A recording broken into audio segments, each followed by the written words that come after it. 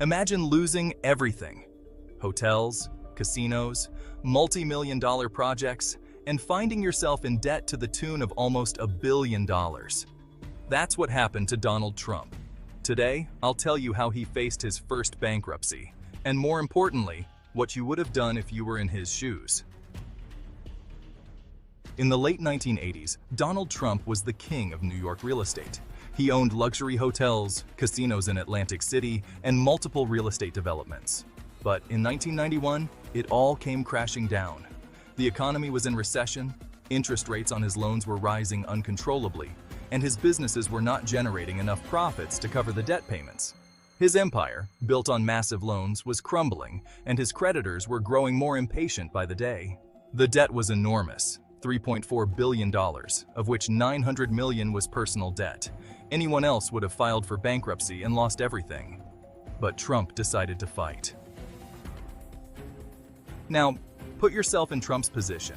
You're on the brink of financial collapse, with massive debt and your entire empire about to crumble. Here's the crucial question. So, what would you do? Option 1.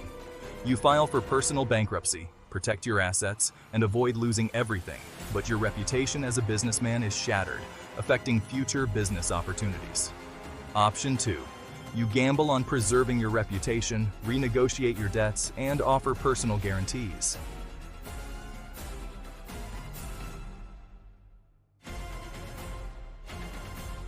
If you fail, you could lose not just your businesses, but also your most valuable assets. Both decisions are risky. Protecting your assets gives you immediate stability, but limits you in the long run.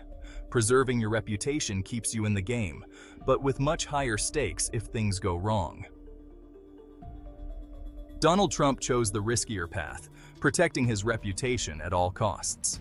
Instead of declaring personal bankruptcy, which would have been a quick fix to save part of his wealth, he decided to call his main creditors, the banks that had financed his most ambitious projects.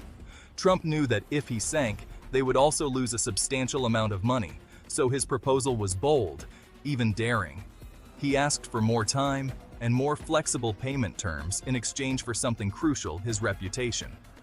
To convince them, he didn't just propose restructuring the debt, he offered personal guarantees. This included high-value assets like his private jet, his yacht, and some of his most iconic properties.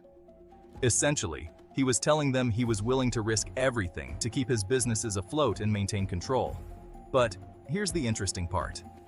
Trump wasn't just protecting his money or assets. He was protecting his name, which was his real capital in the business world.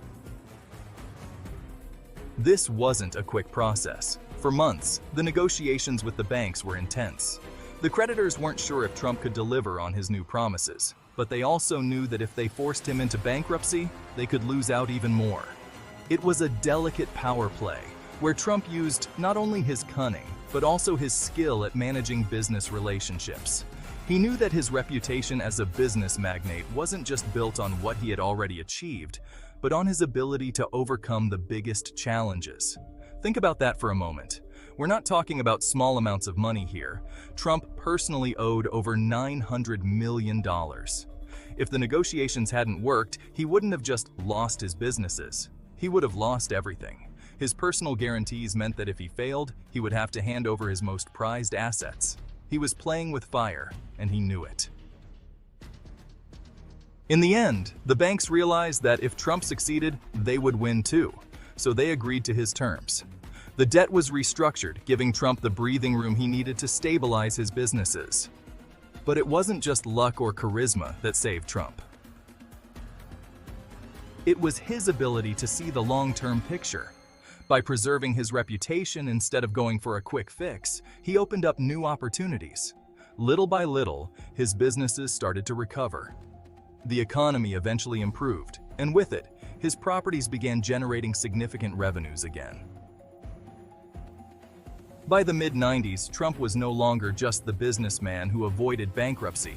He had become a symbol of resilience. Not only did he recover his empire, but he expanded it even further. He became a media personality, appearing on TV shows, writing business books, and using his experience as an example of how an entrepreneur can rise from an apparently insurmountable crisis.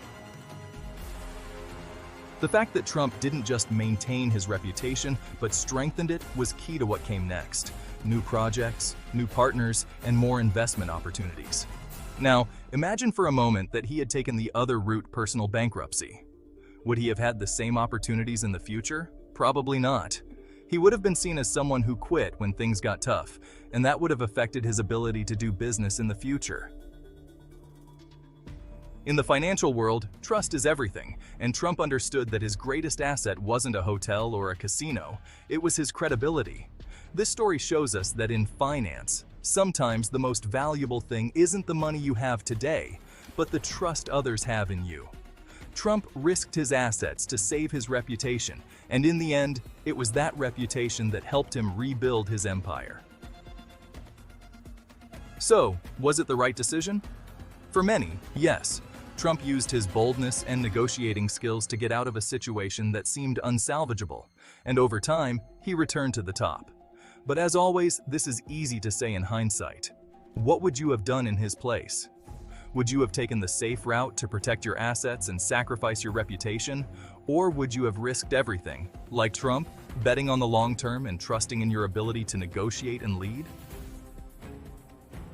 What this story teaches us is that in the world of finance, decisions are not always black and white. Sometimes what seems like an immediate sacrifice can open doors you never imagined. But that's the big dilemma. What do you value more? Short-term security or long-term opportunities? Leave your thoughts in the comments and subscribe for more stories about financial decisions that will make you think.